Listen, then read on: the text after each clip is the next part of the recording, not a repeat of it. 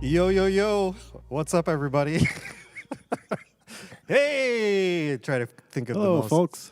Hello, folks. You need a good. What's your... Hello, Vietnam. Good morning. Yeah. Hey, as you can see, we have somebody different here today. It's probably nice, a little better than staring at Greg and I all the time. But Yeah. Welcome to our weekly podcast with Greg and me. My name is Andy, and this is Dan Munson. Dan Munson. That's right, it is, with him and his beard. Diamond Dan. He just kind of was here, and so we thought we'd have him come on here and say hello.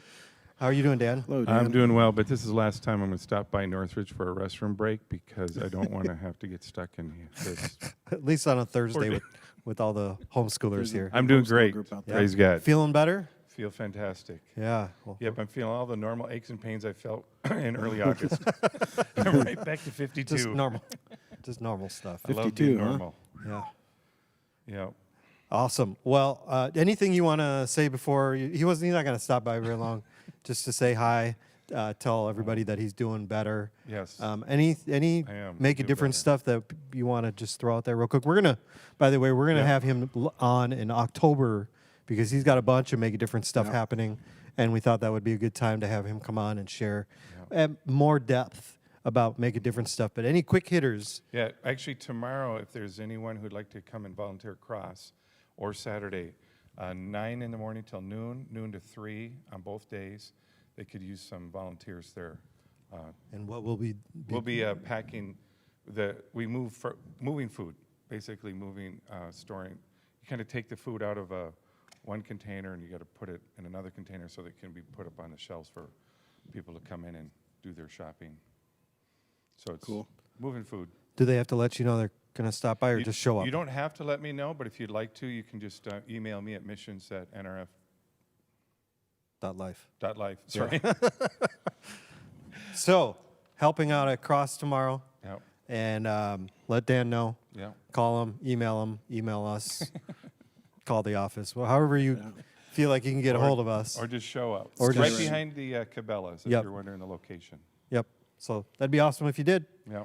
Is that it? We're good. Good. Be cool. Thanks for having me. Good to see you. Good to see you guys. That's it. All and right. whoever's out there, hope you're having a blessed day. Awesome. All right. Well, I thought today, Greg, we would flip it around and Okay. just go right into some Northridge announcements and news and stuff. In your mind, what is the most important thing a Northridger would need to know right now? In my mind, what's the most important thing Northridger needs to know? Well, that fall programs have started up, pretty much except for like our Wednesday night kids, which is coming in a couple of weeks. But I think the biggest thing for adults, especially grown-ups, is to be in a small group. And if you're not in a small group yet, to email me or see me after services out on the tile area and get plugged in, because with this Matthew series that we're all doing, a big part of that is in small group discussion. So that's where life change really happens. You get those kind of close friendships and get to dive into God's Word together. So Have some small groups already started? Okay. yeah. You guys have Most of them? tonight? Yeah. Yours is Our tonight. first one is tonight. Yeah, I think a big share of them started this week. In fact, reminds me, I Yeah. gotta email somebody back about, Yeah. our small group. I started a new one this year. I got a men's group on Tuesday night, and we met. That was a lot of fun. I could tell it's going to be a good group of guys. So a couple of guys couldn't make it already first week, but like Just my all nephew guys? even. Yeah, just men. Oh, your nephew's in it too? Yeah, Cool. but he wasn't feeling well. I was like, dude, we can't take chances. Yeah. Yeah, let me know how you feel tomorrow. So Cool. he didn't make it, and then another guy had a kid's birthday and stuff. Is there but, room in that one for more mhm. guys? Yeah, Do absolutely. you meet here at the church? We meet here at the church. The other night we were down in the hallway classroom, but 10 p.m.? Yeah, Oh. no, 7 o'clock. 7 o'clock. 7 p.m. o'clock. Yeah, Right around dinner time. Right. You eat at 7 o'clock. That's your dinner. Sometimes 8. Most people it's like 5:30 or 6, right? Up here in the Midwest. I think down in the South they eat a little later. You know what? Like in Europe, they eat at like 10 p.m. I love it. Yeah. Except for I wouldn't want to live in Europe. I wouldn't either. In Hawaii, they eat earlier too, just Yeah. because it seems like once the sun goes down, it gets pretty quiet in Hawaii. But it's Everyone so, goes and watches the sunset after dinner, right? Like or while they're eating dinner. yeah, Yeah, yeah. that's where all the restaurants are facing the sunset. Mm-hmm. Except for if we go in the spring, we'll be down in Wailea, which the sun sets on kind of around the corner of the island. Won't necessarily be able to see it. So that's if we go. Huh. Maui in February, March, Maui, okay. sometime. I might start a GoFundMe page for you so people would donate money to No, stop. make you go. It's not that. It's not GoFundMe. It's not a GoFundMe situation. We should do GoFundMe without the D, and then like where people can like That's just hilarious. You should start a new. they could just like really encourage you to like get out, or they could suggest new hobbies. You need to get out more. We're gonna start a Go. Hey man, don't take offense to this, but I'm sending you this link. All your friends and family have already contributed and posted. You really need to get out. We're gonna start a GoFundMe for Andy for a new mountain bike. Yeah, yeah. Since, Everyone give mountain bike suggestions to Andy. Yeah. Your knowledge of mountain bikes or bikes, period, is irrelevant. Just give suggestions to Andy. irrelevant. Go to his GoFundMe. GoFundMe page. I wonder if that's even a thing. I'm sure GoFundMe took it just in case of typos, right? Don't they do stuff like that? Wow, Other that's Northridge news that oh man, I forgot what. Yeah, we were even here at church here talking about stuff. Yeah, I think just getting in and getting going. Hey, we still need a couple of people, specifically men, to help out with kids stuff to get Wednesday night rolling. Man, I'm just looking back at 2 years ago, because last year we didn't have kids on Wednesday night, but 2 years ago, this place was rocking with kids here. Youth is like phenomenal. They had like 60-some kids again last night, middle school and high schoolers, and that's awesome. But we need to get our kids going on Wednesday nights, so we need some more volunteers for that. You can email Jackie or Courtney, the kids ministry, JACIH at nrf.life. That's Jackie. Or Courtney Allard is COURTNEYA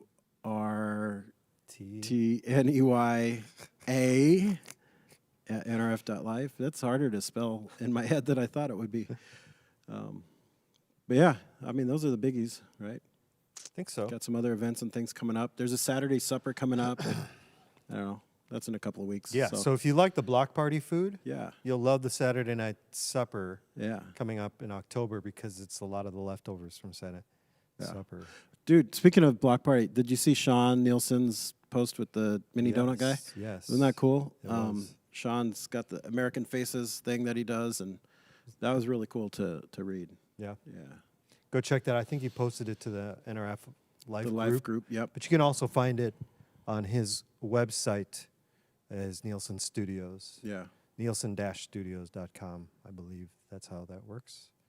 Right? Yeah. And the real Sean Nielsen is Sean M.N., right? Sean Nielsen M.N., his Facebook. Because his old one got hacked and he changed his name to Sean Nielsen M.N. Oh, really? Something like Minnesota, yeah. I didn't know that. Yeah. You've been talking to the old Sean Nielsen. They're both tall. I'm assuming they're The both old- the same height. Yeah. Okay. This weekend, we have a special guest preacher. Oh, yeah. Yeah. Ben will be. He has a wedding on Saturday, but then he'll be around on Sunday. But Mark Biorlo, you'll learn more about who he is. But he used to pastor a church up in Brainerd, and he's took a different position with Converge Worldwide. No, is it just? I think it's North Central. North right? Central. He's like the district director or whatever it's president, prime minister. called. Yeah, I don't know. Please correct us. Yeah. But he'll be preaching this weekend on Matthew 4, Mm-hmm. and really good. Yeah. He's a very. And do you think Ben's enthusiastic? He's up there in the Really?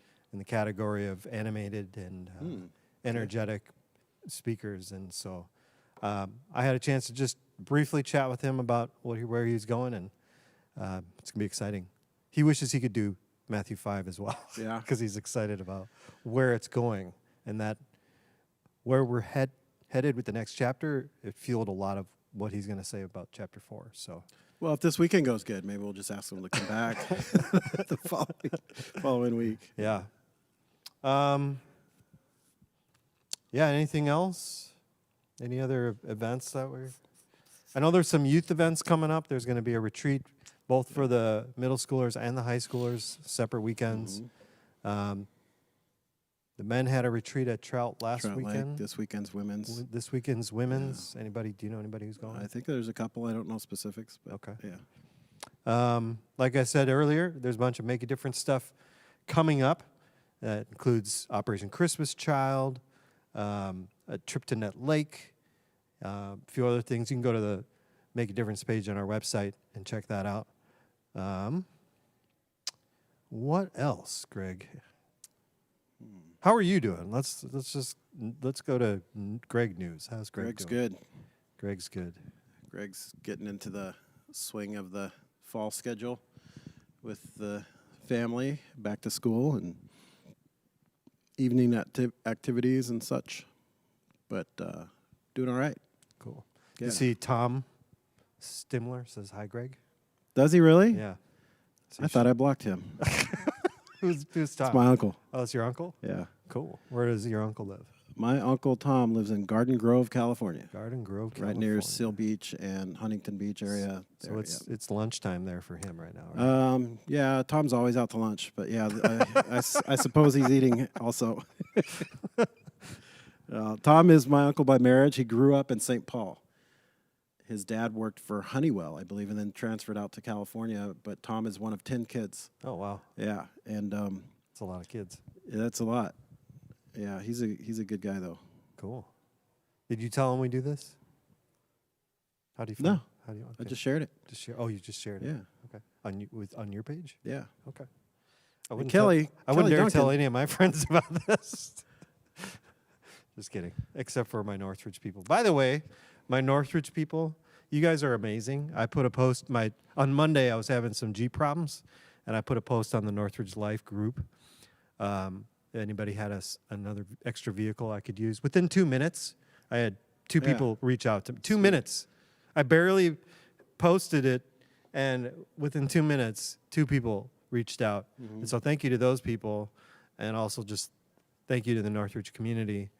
You guys are so generous. Yeah. My brother, who lives down in Savannah, him and I were talking later that night, and he's coming up here tonight. I got to go pick him up at the airport because it's our aunt's funeral this weekend.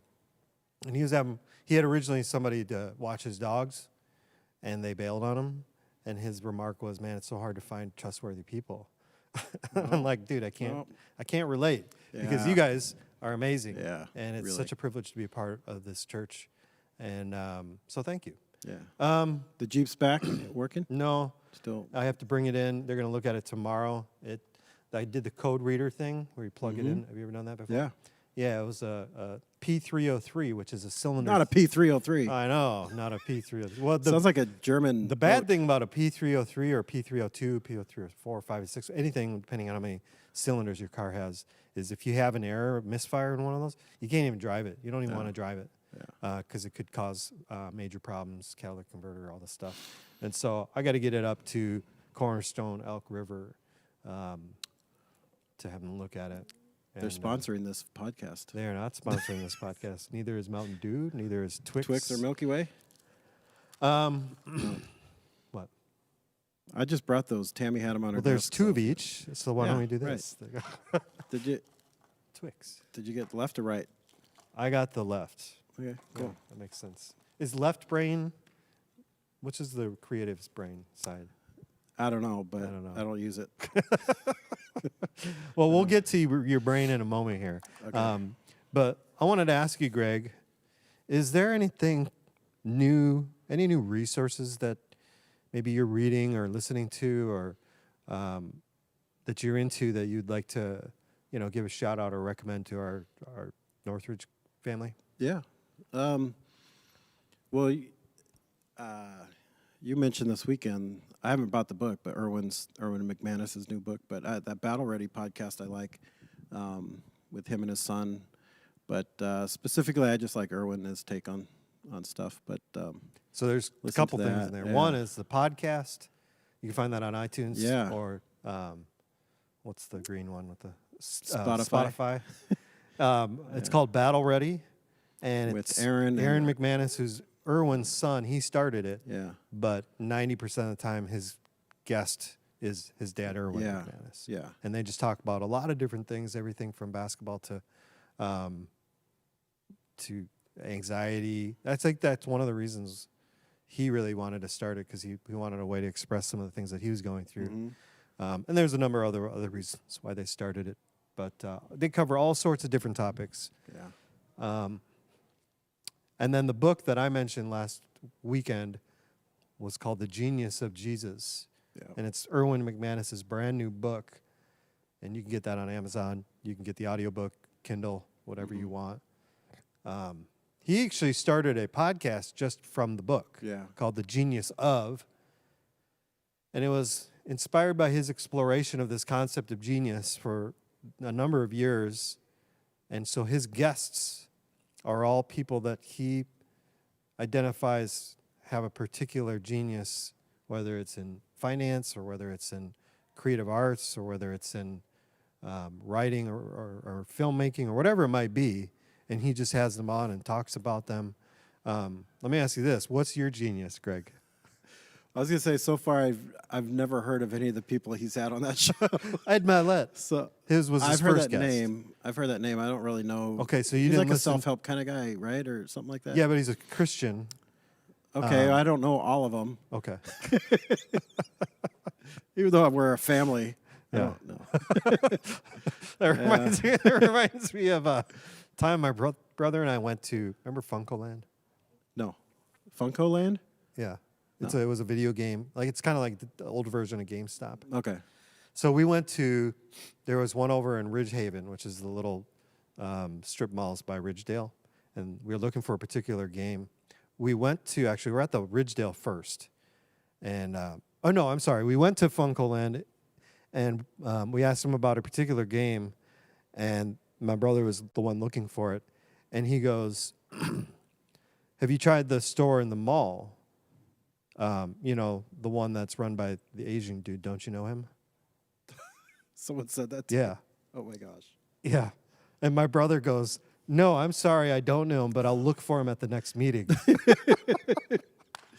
Oh man. I can't he believe gets- someone really said that. Right. And my brother gets triggered by that kind of stuff. Well, He I was so mean- mad for like the next 2 days. I think it's okay to be triggered by that. That's Right. just But dumb. I thought it was hilarious. Was the guy joking? No, I don't know. Maybe he was not joking, but I think he was trying to be a racist jerk. Really? I Like think he was that's kind of intentionally what my trying to take be- was. Yeah, he wasn't being like, Yeah. he wasn't being like, oh, you probably know him. Yeah. Don't you know him? Because you're Asian, he's Yeah. Asian. I think he was trying to be a jerk. Sounds like one. Yeah, and my brother, he was cool. He just played off of it, which is sometimes not characteristic of of him. He can, but anyway, Well, Ed Mylett, I'm not very familiar with. yeah. But I did listen to a couple of those, and they're good. But I just like I like Erwin's take on spiritual things or church dynamics or different things like that. When that comes up, it's really interesting. Okay, here's another resource. You're skating my question first. Oh, I'm sorry. What was your question? What's your genius? My genius? I don't think I have one. Well, according to Erwin, I know. I'm just joking. he says everybody I'm joking. has one. I mean, it's a really long list. I don't. I don't. It's an uncomfortable question, to be honestly. It is. Sure. It's like, because I think it's not the same thing as saying, "Hey, what are you really good at?" Because there's things that you're kind of good at, but like, there's also a lot of things that we think we're good at, but we're not good at. Let me ask What's you your this. Genius? Let me That's ask you it weird. this way. That means like, what is like your best quality? Almost. It's kind. You know what I mean? Kind It's of like a hard. that. Yeah. Let me ask it this way. What aspect of your life have you leveraged the most to make it to where you are today? Man, that sounds so like manipulative. And I'm manipulating you, or you're. what have I Using it to leveraged? Like manipulate it makes it sound like I'm using something against Oh no, this to is take advantage of other people. this is the skill that I go to the most. This is the attribute of myself that I employ the most in my life because it is relevant in my home life. It's relevant at work. It's relevant when I'm out in society. I just try to get to know people, I think. I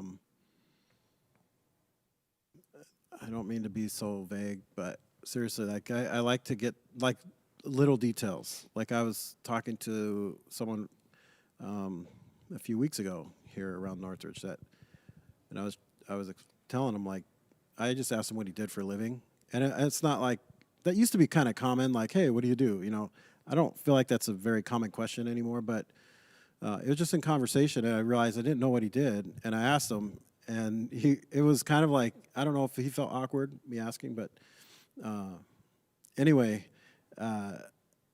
but I was explaining to him, like, kind of like I mentioned this yesterday in our staff meeting, I love when I get to connect people, so I want to know, like, little details and tidbits about people, like where they're from, what they do for a living, you know, I don't know, what their spouse does, like if they have kids, like where they go to school, things like that, because I feel like that's useful information for connecting them with somebody else at some point.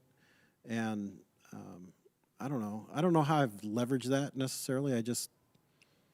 You use I it know. a lot. It's Sure, a skill you yeah. use. That's And actually it's very useful in ministry. It's useful, yeah, but especially my role. It's useful. Yeah. I love when someone says, "Hey, I need a small group on this day," you know, and I know a little bit about them, and I think automatically a good group they'd fit with, like a good group of people. Sure. And so It's stuff funny like that you like- say that because I have a little thing that we're going to do here a little bit later. Greg has to leave right at 3:30 or right before 3:30 because he has a Yeah. meeting at 3:30. But we're going to try to get through it as much as we can. But before we get to that, which is really relevant to what you're saying, yes, Kelly, I thought about ear mics, head mics. ear but mics. Do you want to? that- You want to hear then what's I can't going on get inside away. my ear? That'd be awesome. Mike- It's like the Neuralink that Yeah. or that Elon Just Musk hear is like wax build up. like scratchy. No, then you can't get away. Yeah, I know. Then you're stuck to this You're mic. stuck. At least I can put the mic down here if I need to, cough or say something even This is stupider. like old youth ministry days too, like where you didn't have the good stuff, the good ear lapels or Yeah, you anything. just had the cheap one microphone. handheld. Yeah. But I hear you. We see it, Kelly. Yeah. Any other resources? Oh, yeah. What I was going to mention is this is nothing new, and I know this is a lot of people do it, but I've never been one to like listen to the Bible app like being read. I was on YouVersion the other day, and I was like, I'm just going to listen to this. And the guy's got the English accent. You know, it's like way better than my voice. But I don't know. It's just different and cool. And it reminded me again how I think it's important to mix things up every once in a while. So like even just Bible reading or quiet time or stuff like that, just kind of mix it up, right? And so I had it on where I was listening to it, and it just, I don't know, something that's not new, but maybe it's a different take on Bible reading, or you could put it on when you're in the car. It'd be kind of cool if the reader changed based on the translation. Yeah. Like you have Shakespeare doing King Doing King James. James. Yeah. The English guy doing the ESV. Yeah. The millennial doing the CEB. Yeah. Who does the Passion one? Passion one, Louis Giglio, I think it would be. Well, no, because the Passion version is different, right? It's not like, I wouldn't think Louis for that, Okay. even though it's Passion City Church. But So yeah, mix it up. who's New Living Translation? Because I like New Living Translation. I'm going to take Morgan Freeman for that. Yeah. No love to the ladies, huh? Sure. Morgan Freeman's one of those voices everyone tries to Right. grab, so I And claimed him before you could. which translation would be the best? This is borderline sacrilege. Christopher Walken. Christopher Walken. Which translation has like the most typos and stuff? Like I feel like he'd kind of would stumble over stuff. I don't know. We should probably move on. That'd be funny though. I mean, to listen to him. Yeah. Read Other anything. resources? I don't know. I feel like this is you're setting me up. No, I'm not. This is Okay. just I can't think of any. just because Yeah. I'm in four chapters in The Genius of, and it's really good. I've loved all of Irwin's books, but I know I'm also reading a book called The Reset by Jeremy Riddle. Jeremy Riddle, if you look yeah. up on the first slide of a lot of our worship songs, you'll see the author of those songs. You'll see his name a lot because I like a lot of his music. So he writes a lot of worship songs. Great singer, underrated vocals. But he wrote a book for worship leaders called The Reset, and it's just about getting back to what's the most important thing about worship. And so that's 2 books that I'm reading. Definitely the organ, right? Is that what chapter 1? Yeah. Organ. Yeah, organ, no drums. Oh Yeah. no. What's the first song you start? Not the first song, but like 2 years ago or so, you were doing one of his songs a lot. It was like the first time I even heard his name. What are some of his songs that have been popular in the last couple of years that you've done? That we've done here in Northridge. One is All Hail King Jesus, which we're actually doing this weekend. Okay, not the one I was thinking of, but yeah, that's good. Another one that we've done of his is Sweetly Broken. That's an older song. Yeah, that's old. Man, what is it? Another song is Furious. Your love is deep, your love is wide, and it covers us. Yeah, that's on it. I mean, there's a pretty good list. He writes a lot of stuff with Bethel Music.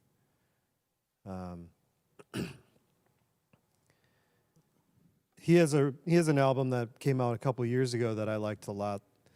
You'll probably have to go. Yeah, the one with the dove on the front. More that's Yes, I think more is that. The song? I've never done that song before here, but that's an album that I really liked. It's probably on a Bethel album, the song that you're thinking of. Maybe. So anyway, another, if you like music, doesn't even need to be worship stuff. For months, I got stuck on Corey Asbury. He has a Live from the Rooftops album. Okay. And I first discovered it when I was on YouTube, and they had the whole concert on YouTube. It's crazy, and all the awkward transitions and all that kind of stuff. But they recorded the album on the top of a rooftop in Kalamazoo, Michigan. Okay. And the album is amazing. And I just couldn't get away from it. Every time I wasn't listening to podcasts, I was just listening to this album, songs. And it started when I was in Hawaii, so there's obviously the remnant of, Yeah. you know, I think we connect so much to Music, time and place during Yep.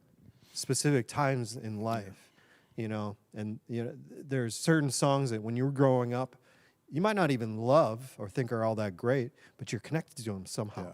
Just because it was a unique time in life, It'll make or you you know think of maybe when people and, you know your first dance song with your wife, or We you didn't know do that. songs when you didn't do a first dance. No. Did you have any dancing at your wedding? No. Oh, I wanted to be that to my wedding because like I don't want to Yeah, dance. I At my didn't- we wedding. didn't want. Yeah, we don't need to do that. Yeah. I could do like one dance. That's about it.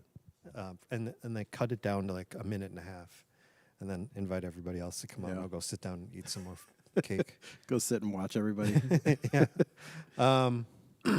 So anyway, we'll try to drop resource recommendations every Yeah. once in a while. Biggest thing right now is make sure you get your small group booklet for the Matthew series. I'm bringing a chunk to my small group tonight. Sweet. All right, so we got about under an hour to do this last bit. And have you ever heard of the term emotional intelligence, Greg? Yeah. What is emotional intelligence? That's being smart enough to not cry and express your emotions. That is not correct. I had a section. Well, they need to call it something else then. I had a section when I was going through the degree program at Bethel where we talked about emotional intelligence, and this is a leadership degree program, and so it obviously has something to do with leadership attributes. The simplest definition that I could come up with and remember, I don't remember a lot about the degree program. No. It was a book that we read called Primal Leadership, and it had a huge section on emotional intelligence. I don't even remember who wrote it, but it was a good book. But the ability to identify, understand, and manage emotions in terms of helping to inform your decisions or managing your thoughts or actions. And this could be yourself or you could be others. It's about self-awareness, self-management, social awareness, and relational management. In fact, one of the reasons I brought this up is because in the book, The Genius Of, Irwin describes one of Jesus's geniuses as his high.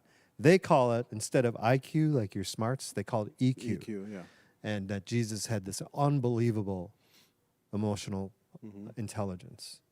And that in some ways it's more important than your IQ. So, how do you know if you're an emotionally intelligent person? I have a number of questions here, but here's what I would like to do. I gave you a piece of paper, and it's hard to. I think we could do this. We can do this two ways, but I'd like to do it the second way. The first way is I can ask you these questions, and you could just answer for yourself. The other way, which is more fun, is that we could ask each other this and answer for the other person. And then I have a list of all these questions and describing kind of more in detail. So what I'd like to do is I'd like to go through these questions. What? Sounds like a lot of work. That I put into this? Or just yeah, plus that we have to do right now. It's just either yes or no. They're not like sentence-long questions. It's either yes or no. Okay. And then we'll go through and then we'll answer what answer you had for the other person. Okay. We trust each other. We're friends and all that stuff. So don't. All right. So here's how you determine if you're an emotionally intelligent person. And if you're watching this at home, like right now or at another time, I encourage you to do this. Yeah, play along. Play along, and you can just keep the information to yourself, or you can even put it in the comment section. That way we all know if you need help or not. But here's how you can find out if you're an emotionally intelligent. We're going to answer for each other, Okay. right? So There's a is pen right Andy... there. Oh, give me that pen over there. That's my Northridge pen. pen. All right. So, number one. Is Andy emotionally intelligent? Question number one. Do I try to control my thoughts? So that's, I guess, I guess it's not going to work if I... I don't know your thoughts. You want to just answer for yourself? Do it that way instead. We can mix it up. Say, answer this one for me, answer this one for yourself. Right? Or you could do it for both. Okay. So... This I feel like it's hard to answer for someone else. Right. Because I don't know what you don't say. Do I try to control my thoughts? So, but if you need help, I would say no. Do I need help answering that question? No, yeah. No. Did you do that? We gotta. Wait, what was the question? Do I try to control my thoughts? That's a hard question because it's like, I feel like if you do, but there's no way you could be successful all the time. So you feel like, no, I'm not very good at it. So then no. I guess the question is, do you intentionally Yeah. sit there and think about your thoughts and try to direct where they go? No, okay. Number two, do I think before I speak? I guess that's still a question These that are only not- you can answer. Can I answer with a percentage? No, just a yes or no. Do I learn from negative feedback?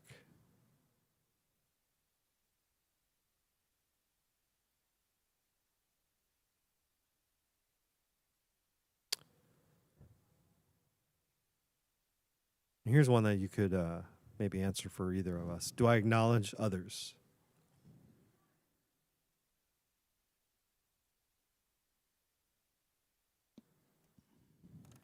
Do I have a balanced view of myself? Do I have a balanced view of myself? What's that even mean? Do I listen for the message, not just the words?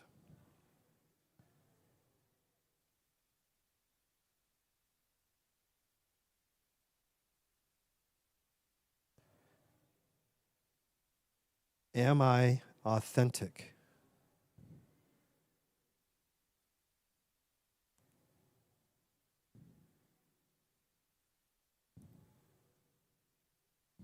Do I show empathy?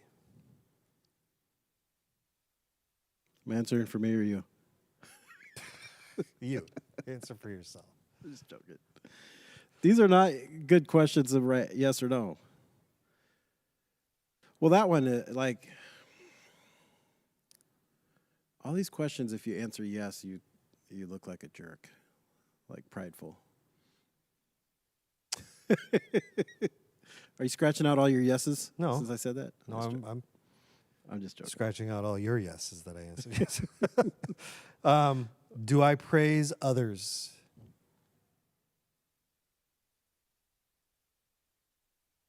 Do I give helpful feedback? I don't know if it's always helpful. Here's a funny one. Do I willingly apologize? To who? Just when you need to apologize to whoever it is.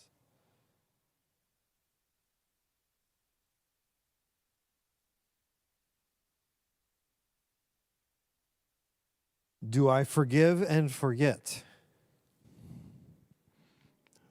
Two-part. Do we answer for both parts? It's the forgive and forget is a statement in and of itself. Because do you truly forgive if you forgive and remember every detail of the wrongdoing? Yeah, I think you can. And the way You could forgive treat someone. that person still? Yeah, but you kind of file it in the back of your mind of like, but I'm not going to let them do that to me again, kind of a thing. Sure. I have a long list of those with you, man. So, just kidding. That's why I'm trying to buy I'm it just joking. back. That's what I say. That's a hard. That's a Trying two-card. to take you to Hawaii and erase my docket. Oh, jeez. Do I keep my commitments? What? Why are you laughing? Because you said, "Oh, geez." Anyway, Wait, what was number? What was? do I number keep two? my commitments? Oh, one before that. Do I forgive and Oh forget? yeah.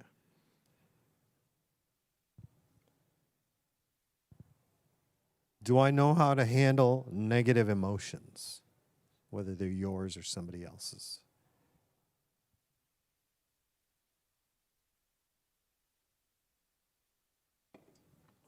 Do I practice self-care? What's that mean? That sounds new agey.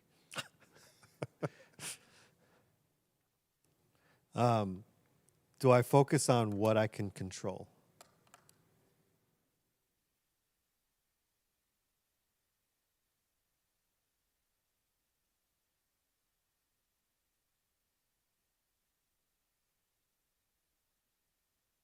Can I tell when others are using my emotions to control me?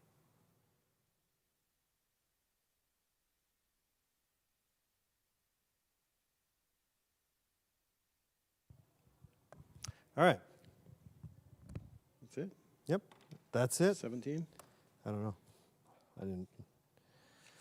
So I want to go through each of these. Well, in the time that we have left, we might not get to all of them, but we'll just talk about some of them, and maybe we'll jump down to more interesting ones than others. But just even your comment about having a lot of yeses that makes you feel like you're bragging or, inflating yourself. I guess you could go down immediately. Do I have a balanced view of myself?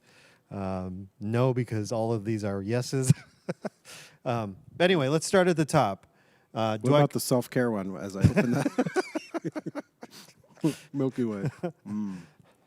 If you could only have one or the other, Milky Way or Twix, for the rest of your life, which would it be? Twix. Oh, yeah, good call. It's the only one with That the is the crunch. correct answer, by the way. Left or right? Right. You have the better one. All right, so do I control my thoughts? We all have thoughts pop into our head that we don't like. Maybe they're negative, self-defeating, or tempting you to do something you know is wrong. It can seem impossible to control those thoughts. But as the old saying goes, you can't keep a bird from landing on your head, but you can stop it from building a nest. I've never heard that. That's an old saying. It's It must be clever, though. really old. I've never heard that. Yeah. In other words, those with high emotional intelligence refuse to dwell on the negative. Instead, they work hard to replace unwanted thoughts with positive ones. I was listening to a Lex Fridman podcast. If you don't know who that is, he's a neuroscientist. Really smart. Really smart, shows up on the Joe Rogan podcast. He's his own podcast. And he had a guy named Sam Harris, who is a renowned atheist.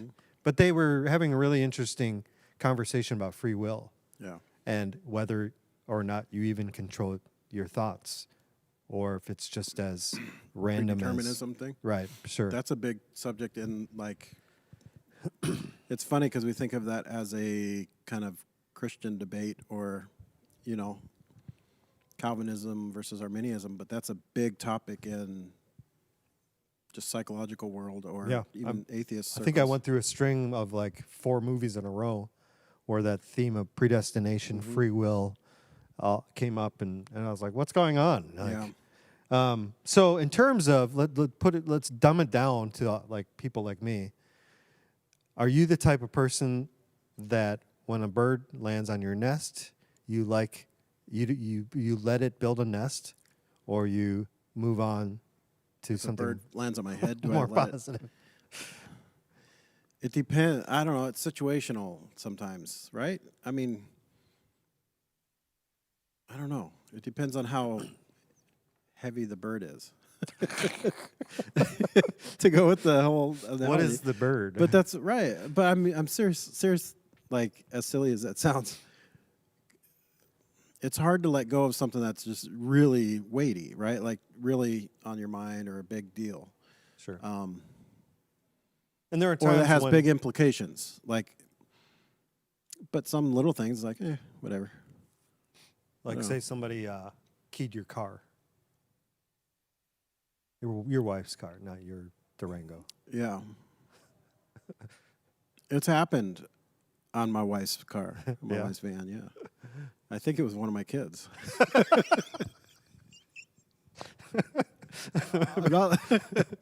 Yeah. Versus, like, say, I don't know, like the Dodgers miss the playoffs. That would weigh way more heavily on my mind than the key car thing. But Okay. no, Generally, yeah, are you the generally, type of person to focus more on the positive or the negative? I think I focus more on the positive. I think generally I could let stuff go. Do you think before you speak? This seems easy, but it's not. Yeah, no, I really We've do. all been guilty of sending an angry email or sticking a foot in our mouth because we don't pause to think before saying something out loud. But emotionally intelligent people learn from those mistakes. They practice the pause, taking a moment to think things through before offering a response. Sometimes that means a few seconds. Sometimes it means counting to 10. And sometimes it means taking a short walk. But it's all about acting intentionally and not making permanent decisions based on temporary emotions. What say you, Greg? Did you put a yes or a no? Well, I see, again, these are things like most of the time, no. I just say, or I think that quickly. But for something important or something, if there's a conflict, like the thing about the angry email, like we've probably all typed those out and not hit send, right? I mean, someone told me that years ago. Type out, your first angry email draft and then just delete the whole thing. So it's kind of like therapeutic that way. You're just getting that venom out or whatever. But I don't know. Again, that's situational. If it's a conflict or something, then yeah, you kind of think before speaking. I would hope. But most of the time, no. I just say what's on my mind. But I don't always say. I will say I filter that sometimes. It's just a really quick filter. Yeah. I don't remember the last time I sent an angry email. Yeah, me neither. Because I would rather have a conversation over the phone with somebody, which then I always rehearse how I'm gonna at least start the conversation, because you never know how it's gonna go from the beginning part. But it's always like, okay, rehearsing the first couple sentences. Like, how do I want to get in there? But then on the other, then there's other moments where, and you've been the beneficiary of this, where I've just reacted and responded. Yeah. And then later on, I come back and be like, I'm sorry about that, or whatever. And then you tell me, you're used to it, Yep. which makes me sad. Yeah. Number 3, do I learn from negative feedback? Nobody enjoys being criticized, but emotionally intelligent people have the ability to control their responses. They recognize that negative feedback is often rooted in truth, so they ask themselves, putting my personal feelings aside, what can I learn from this feedback? How can I use it to grow? Emotionally intelligent intelligence also helps you realize that even when criticism is unfounded, it gives you a window into the perspective of others, because if one person thinks that way, you can bet that there are countless others who do as well. What did you put for Yes. do I learn from And negative? that's something that's been learned, I think. Yeah, that used to be a lot harder. Negative feedback used to be a lot harder for me. And I think mostly because of growing up, my both parents very supportive, very positive. My dad has the ability to put a positive spin on just about anything. When it comes to especially it comes to us, like his kids or those he loves or knows. But so it was hard at first, but I've learned. I've learned that people don't mean it. Like, it's not a critique on you as a person or as a character. It's just like on a thing. Like, hey, you could have done this better. Yeah. Why wouldn't I want to take that? Yeah, I'd say early on I was motivated by negative because I never wanted it, and so I would do everything in my power to make sure I never got any negative feedback. Okay, yeah. But it's impossible to go through life without. Yeah, but I would say I did that too. Yeah. It's Yeah. impossible because we're going to mess up. We're human. Mm-hmm. Everybody messes up. Everybody makes mistakes. And, a lot of people run away after they make a mistake so they don't have to hear it because they can't handle it. Yeah. All right, do I acknowledge others?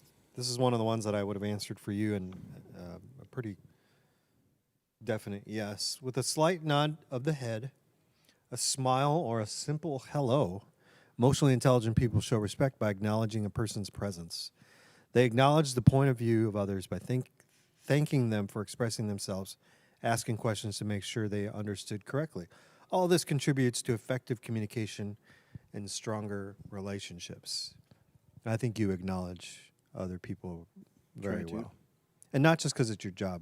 Yeah. I think it's because of who you are, like you were saying earlier, that it's something you enjoy doing is helping connect others, but you got to connect with them first in order to know how best to connect them with other people. I like it's like even at the beginning with a slight nod of the head. I love when people are coming in late to church You and give I'm them a up head there nod, leading yeah. and I'm seeing everybody who Yeah. comes in. I see you. You're late. Yeah. I get it. Yeah. But if I can we just call it give Northridge time. it's like Midwest time. Yeah. But if I can get catch their eye and just kind of do that while I'm playing, something really subtle, and feel like they acknowledge me. Sam Searstead was walking. He was late. Crystal and Sam were late, calling you out. Wow. They were walking in the atrium, and Sam always does something weird. He's looking right up at me, and he's like doing this thing as he's walking. He's just goofball. That's a drummer. So anyway, anything else on that one? No, I was gonna say I feel like you're good at that too. Like, at least giving a head nod. Somebody asked me how can you notice while you're playing? I'm like, I don't know. You just see everything when you're up Yeah. there. Yeah. You try it. You come up Yeah, go up come there in the front and play, and you'll figure it out.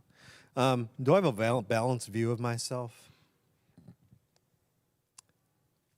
I don't know. I would say when you think about balance, you're like one side or the other. I see so many different aspects of myself, and maybe it's more like that teeter-totter that's going like this. It's definitely not balanced, at least my view of myself. It's weighted, depending on the moment in life, depending on the circumstance, it's weighted in so many different, and there's, probably 5 or 6 or 7 more different, ways that I see myself. But is it ever perfectly in the middle? Probably not. Yeah. I think that's probably more normal for most. But I didn't really know what that question was asking. Yeah, So it yeah. says emotionally intelligent people recognize they have strengths and weaknesses. Yeah. Oh, okay. Right. That's kind of where I thought.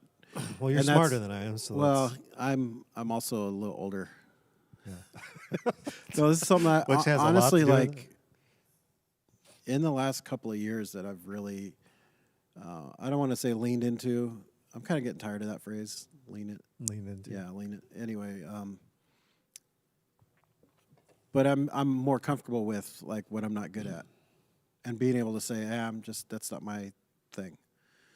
You know, and things that maybe I think that I should be good at, but I'm not. You know, it's easy to if it's something you don't want to do, say I'm not good at that because you don't want to do it. But I don't know. I'm not I good just at noticed- anything that I've never tried before. But you're also not good. You know, so yeah. Because of this, they appreciate a compliment without letting it get to their head, and they strive to balance self-confidence with humility. Like you said, I mean, you're humble enough to admit that, you know, I'm not good at this, you know, and it's not worth trying to, Yeah. you know, try to painfully make it through something that I'm terrible with, and it's painful for everybody else around you as well. Yeah. Do I listen for the message and not just the words? Paying attention to body language, eye movement, the tone of voice helps emotionally intelligent people to distinguish what's going on in others. But they also realize they can't always read others accurately, so they use sincere questions and discernment to help them learn. Is that you? Yeah. I think I'm kind of the see the forest kind of person with, and a good example is and it, like a message, like a sermon, like hearing a message or something. To me, I take away the big picture more than Nuance. yeah, or more than like a single line, like or that particular little thing is that's hard for me to identify sometimes until like in our staff meetings or eval meetings, we'll start talking about it, and then it's like, oh yeah, yes, that. Like, to me, I tend to see the theme. It's interesting because I'm like the opposite, where I'm so low capacity brain wise that all I can remember is one thing. Really? Like, ooh, I like that. I'm not trying to say I sentence. remember everything. That's what I mean. I like that sentence, and then you know everything else that I think about the rest of the sermon sort of builds off of that. Yeah. Like Yeah, the book. the rest that of your sentences weren't as good as that. the book that I'm reading, I have like there's just every 10 pages there's a sentence that's just like, whoa, Yeah. that's awesome, and I just highlight that. Yeah. You can highlight that in the Kindle, and then I just fixate on that, and everything I read after that Yeah. is sort of through the lens of that. It's interesting you say that because I'm more that way with reading.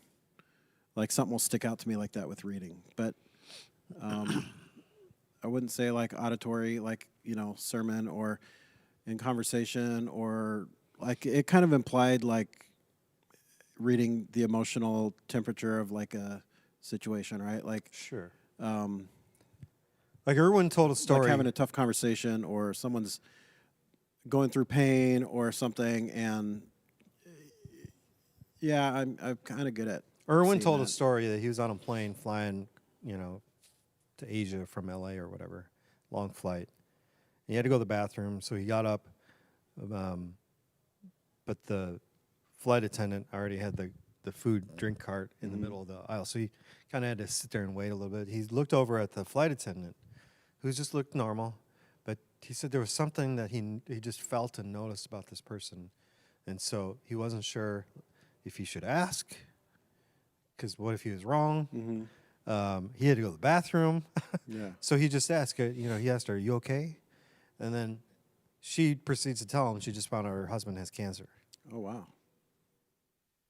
And I think if you are to ask Erwin, he would say emotional intelligence is one of his geniuses because he is that type of person that sees beyond what the surface is. And maybe you're that way with your friend or with your spouse or with your kids. I think, the more you spend time with somebody, the more you can probably pick up on those things just innately. Like, when your kids are doing all right. When they're off. Yeah. Right? They don't even know. Yeah. And they probably said, "No, I'm fine. Leave me alone." Right. you know.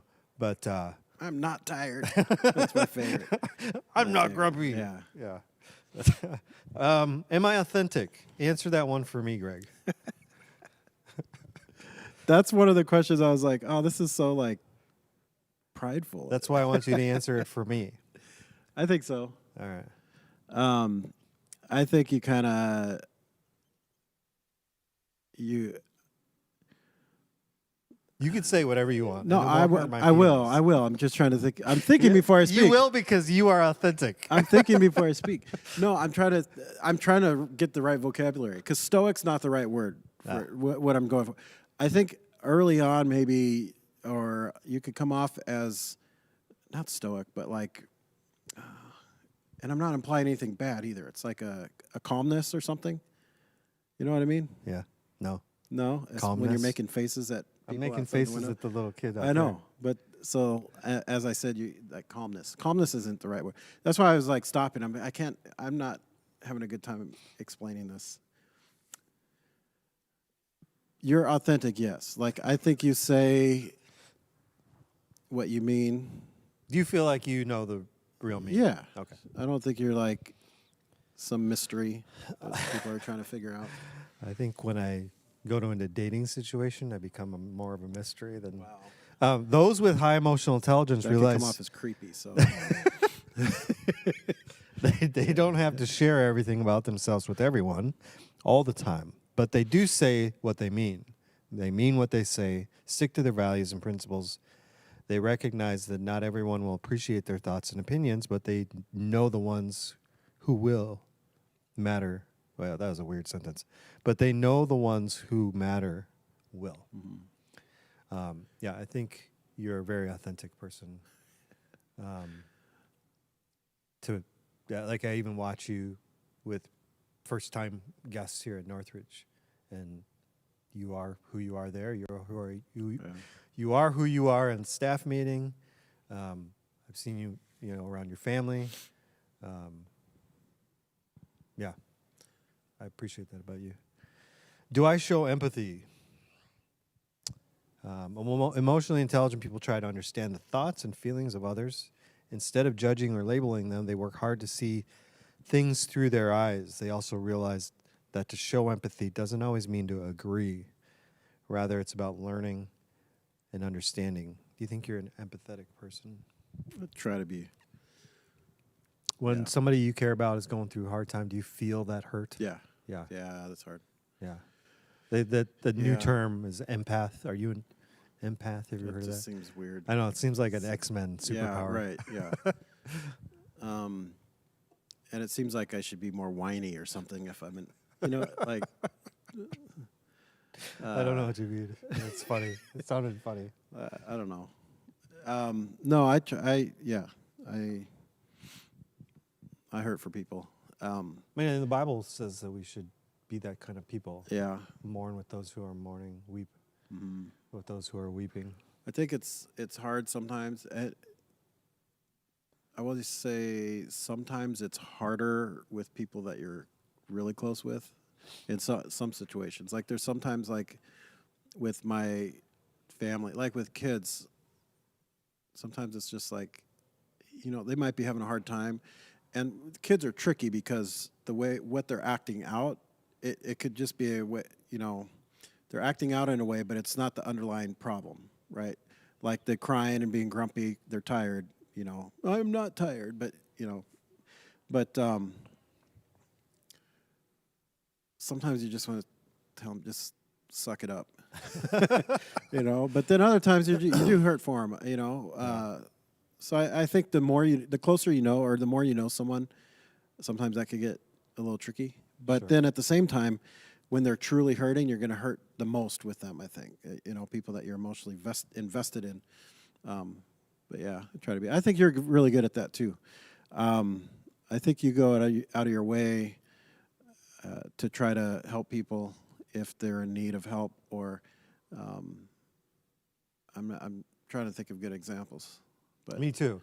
Yeah. Because I feel like I can be a selfish person. Now, I feel like I notice and I'm aware of a lot of things, and I am compassionate for other people, because I think empathy and compassion are connected empathy gets you to the doorway, whereas compassion moves you to action. But I've had a lot of experiences in my life, and I think empathy requires you to have kind of been in their shoes and walked in Yeah. their shoes enough to know how to feel what they're feeling. Because if you've never been there, you know, you might hurt for them just because they're hurting, but you don't really identify with that hurt because you've never experienced it before. Yeah, but I don't know if you have to necessarily. I think that's Feel the the difference same. between empathize and sympathize. Yeah. Sympathize, you know, you don't really know what's going on. I mean, Yeah. But you can walk with them still. Yeah. You know. They're very closely related, right? But I don't know. yeah, there's I think the ultimate display of Jesus' empathy is when Lazarus dies and he goes, and the shortest verse in the Bible, Jesus wept.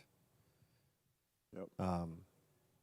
I think he obviously, it's tricky because this is in the book that I think it's Mark or John, that Lazarus was referred to as the one he loved. Yeah. And so he was a friend, he was close, he wasn't a disciple, but Yep. but I think he wept just as much for Mary and Martha and for the Yeah. people who were friends of Lazarus as much as he did for himself. Yeah. And so it was a sign of empathy that inspired that simple Bible verse Yep. that says so much in those two words. It's crazy. Do I praise others? Do you praise others? Yeah, I try to. Try to. Try to. You want to praise them like you should? No. I hate that song. Yeah. The other Christopher Walken was in that video, right? I think so. Going through the mall or something. Yeah. Yeah. Everyone needs to feel appreciated. Yeah. When you commend others for who they are or what they've done, you feel that need and build trust in your relationship. I try to do that, especially with the worship team, even if they mess up. Yeah. Yeah. Do you give helpful feedback? Do I give helpful feedback? I don't know if I'm that good at that so much. That's another one I try to, like, if I know something that would be helpful, I'll share it, but sometimes it's hard to just, I don't know, situationally it's hard to just pull that. Does that out. it make a difference who it is, or Yeah. because I think you're using your emotional intelligence to know whether or not that person can receive constructive criticism. Like, for instance, you guys might not know this, but every Wednesday we get together as a leadership team and we talk about the weekend as a whole, the services, everything that went on with the kids and youth, and we evaluate ourselves and we try to be open and humble enough that no matter who's in the room and no matter what they say, we're not going to be offended by it. We're going to use it to try to improve and make things better each and every weekend. But I think, I don't know. I mean, I think Ben does a good job of saying, "Hey, you can say whatever you want to me, rip my sermon apart if you have to." But there is a sense of you're the senior pastor, though. Or, you've been doing this more and longer than all of us. Disrespectful. I mean. Yeah. So there's a way to do it where you're Yeah. respectful, even if there's an open invitation to do it. But there's also still that, I don't know, that hesitancy maybe to speak. Maybe not. Whereas if Brax or whoever we're evaluating Brax's sermon versus mine, versus yours, whoever might have preached that previous weekend, maybe the degree of freedom to say, go into more depth is different based on the person. I don't know. Maybe. I don't know. I think just depending on the setting, like something like that, I'm not good enough at the like little mechanics of certain things. Like musically, I couldn't tell you like, oh yeah, unless it was something crazy like guitars way too loud, just like overpowering everything or something like that. I played a that's couple really wrong chords noticeable. this last weekend. Did you? Yeah, well, I noticed one of them, but no. See, like something like that. Like if you're not a musician, you're not going to pick up on that. Right. And I'm not a And, sermonizer, so right. a preacher. So Yeah. it's hard, you know. Actually, I probably have a little bit more just because I sit and listen to them. Yeah, you're better at giving feedback on a sermon than most of us would be on Than music. writing it. Or than most of us would be on giving feedback for music. Unless it's like some obvious thing. But yeah. Let's see. Do I willingly apologize, Greg? Yeah. Takes some time, but yeah. Yeah. So I don't know if it's willing or if you've been forced to. By my I'm just by myself. yeah. I force myself No, to do you it. are. Yeah, you do. I feel like I apologize a lot because I'm making a lot of mistakes. Well, you're getting better at it. Getting better at making mistakes or apologizing. No, I'm just joking. No, you do. I think you do a good job of that. Sometimes there's been a few times here at Northridge where I've called somebody up after Sunday and I apologize to them for like my response to something. And they're like, I don't know what you're talking about. Yeah. You're harder on yourself than, I think that's normal. Like, we're harder on ourselves or, yeah. This is something that it's been difficult for me, like to willingly apologize if I know I'm wrong, and it's a stubbornness thing, but it's hard. It's a hard thing. Do you have a hard time saying you're sorry? Sometimes, yeah. Yeah. Yeah. Do you have a hard time admitting you're wrong to your wife? Just kidding. You don't have to answer that. Sometimes. Sometimes. Mm-hmm. It's a stubborn, competitive spirit that is not always good. Yeah. Do you forgive and forget? Yeah, see, that's the trick question. When you grow your emotional intelligence, you learn that long-term resentment is extremely harmful to you. It's like leaving a knife inside a wound, never giving yourself a chance to heal, although sometimes you want to leave it there until you get help. Yeah. Because if you pull it out, Then you're going to bleed out. and then you're going to bleed out, yeah. But when you learn to let go, you don't allow others to hold your emotions hostage, and that lets you move on. Is it easier for you to forgive and forget, kind of The first part's easier forgive for and me. move on? Oh, sorry. Am I boring you? Yeah, you're boring. No, the forgive part's easier because, one, we're supposed to. It is a little easier. I think the forget thing is that's it. That's borderline cliche, forgive and forget, because I think it's a lot harder to forget, depending on what it is, right? But something that really hurts you or somebody who really hurts you, you can forgive them, but you're not going to put yourself in the same type of position or situation to where they hurt you probably. Or, there's certain wisdom in that, right? Like what always floors me is like in a murder trial or something, and the family will stand in court or something and tell the convicted person that killed their family member or something like, we forgive you. And that's just so incredible, right? But I always wonder, like, but can you truly forget that? You're not going to forget that this person, murdered your family member. So it's, I don't know. It's a hard one to me. There's things you forget. Okay, let's just move on. No biggie. But there's some that it's like there's a reason why you remember. But you have to be able to release that. You got to forgive them. You got to be able to release, not harbor that resentment, because that'll eat you up too. Yeah, and it's weird how that, 'cause if somebody hurts you in a certain way and you forgive them, but you are cautious in the future because you don't want that to happen again, what they did to you can transfer over to other people, in a weird way. That you have more of this universal sense of caution in this one aspect of your life. Without, I don't know, that's maybe me, where I could have been hurt in this certain way. Now I'm just kind of on guard wherever I am with whoever I am with, not just the person who hurt me that one time. It's like a self-preservation Sure. type of thing. Yeah. Live and learn, right? Forgive and forget, but live and learn. Do you keep your commitments, Greg? Nowadays, people break their word all the time. Yes means maybe, possibly. Maybe means probably not, and I'll think about it. Means start looking for someone else. But those with a high EQ twice before committing think twice before committing Yeah. to avoid under-delivering or letting others down. And when they do commit, they keep their word in both big and small ways.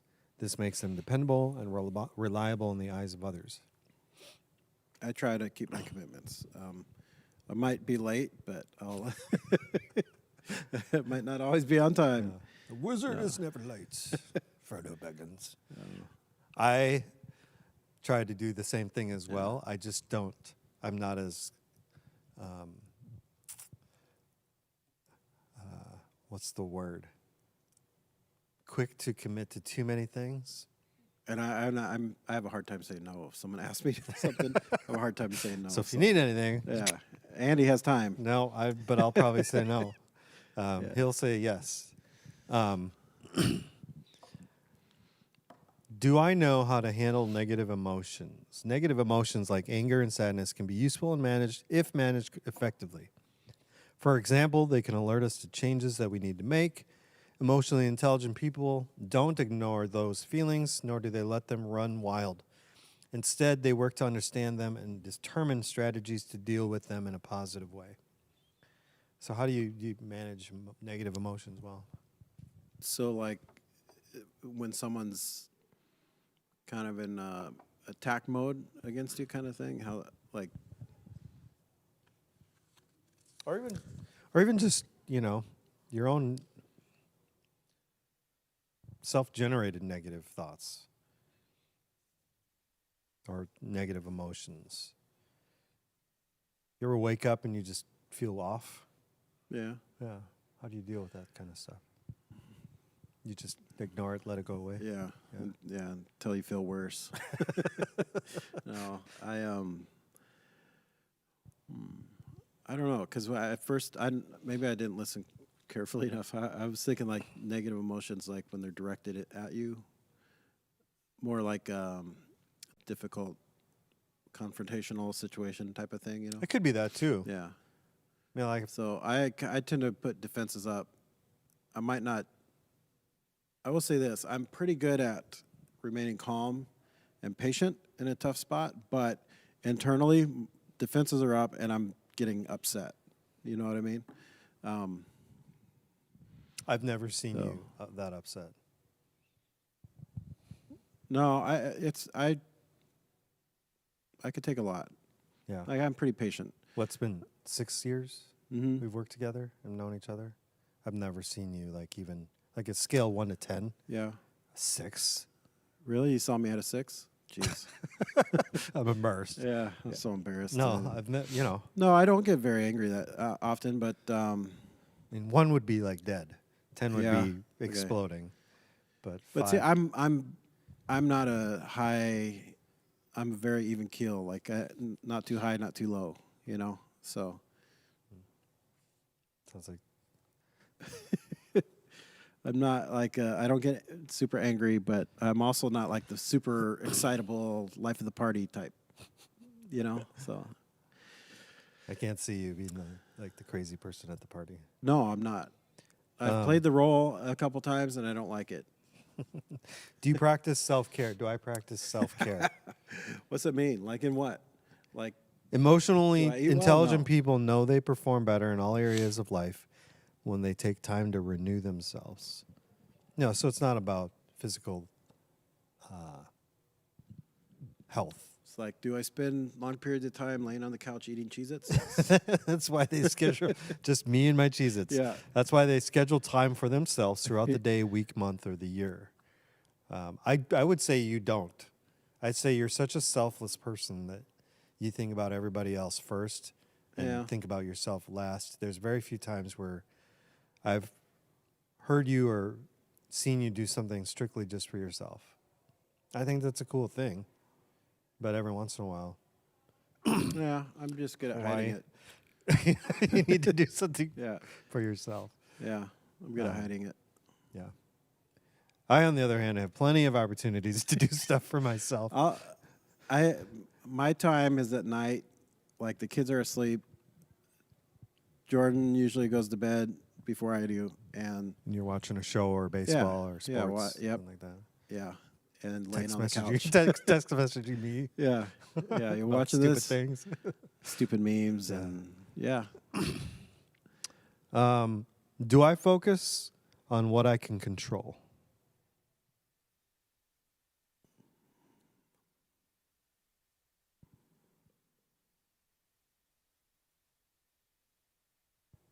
Or do you know people that focus on like everything that's out of their control and it frustrates them? And Yeah. that's kind of the opposite of that. Yeah. It's easier to see. Yeah. And that's frustrating, right? It's like, dude, you can't do anything about it. So, yeah. I would say I probably, I do. But then every once in a while there's something that's like out of your control that you kind of dwell on or like it's frustrating, you know?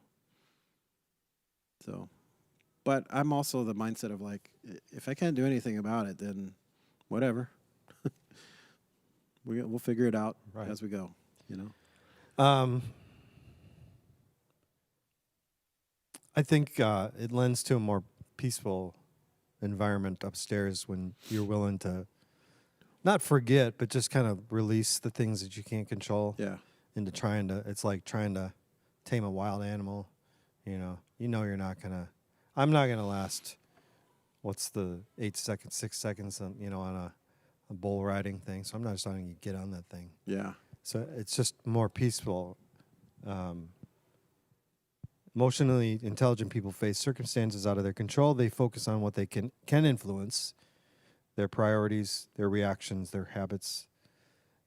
I think we would do well as a species to realize that most things are not within our control. Mm-hmm. And that includes another person. Yeah. You can't control it. The number one thing that we can control is how are we going to respond and react to it, physically, emotionally, intellectually, spiritually, all those things. Yeah. That's the number one thing that we know that and sometimes that's not even easy to do. But at least that's something within your realm of possibility. I think that's good for people like in a tough work environment. I talk to a lot of people who they might like their job, but they don't necessarily like their company, or they don't like their boss, or something like that. Like you were saying that just the other day. No, I'm just kidding. No, no. We've talked a lot about because we both have this is our fourth church that we've been on staff, both of us, right? And we've both had some other situations that have not been ideal as far as like the structure or the culture of the leadership or the staff or whatever, and how healthy it is here and how awesome it is that just the staff from top down and the leadership. But yeah, I talked to a lot of people and they love their job, they love their career. They might even love some of their coworkers, but they don't see eye to eye with their direct, their supervisor or their boss, or they don't like some of the things that the company stands for or what their company's doing. And man, that could be a tough position to be in, tough situation. But there are certain things that are out of our control. And so how do you navigate that? How do you deal with it? So how do you do? The truth is all of us possess a degree of emotional intelligence. While few can say an unquestionable yes to all of these questions, the test can give you an idea of where your strengths and weaknesses are. Armed with that knowledge, you can determine areas where you need more work, where you can also identify skills where you excel, use them as leverage to develop weaker areas. Do this effectively, and you'll truly make emotions work for you instead of against you. So I thought that was a cool exercise. Mm-hmm. It's kind of a popular topic in culture and especially in the workplace in the area. Relational IQ, is it the same thing? I think it is. I hear that a lot. I think relational. Emotional EQ, relational IQ, kind of the same. I think they're similar, but it's a big in the area of leadership development is the EQ, and it popped up again in the book I was reading, or that I am currently reading, The Genius of Jesus, and so that's why I thought it'd be fun to think about it and talk about it a little bit here. If you are out there and you want to know more about what emotional intelligence is, you've never heard this phrase or terminology before, Email, I'd love to talk to you about it. I have a book that you could borrow from me, or I could recommend just to get kind of more of an introduction to it. You could rewatch this video and take the test along with and just listen to some of the way the answers were described. But I think we're all called to have this greater awareness be outside of ourselves with other people. Putting others before yourself. Jesus, that's a theme in the Bible of loving others the way that Christ has loved us is a form of emotional intelligence. And as we go through this Matthew series, look for all the emotional intelligence of Jesus and the way he responds and the way he acts in all of the different scenarios that you'll see him in. It'll be kind of an incredible experiment just to point out all these different ways that Jesus lived this out.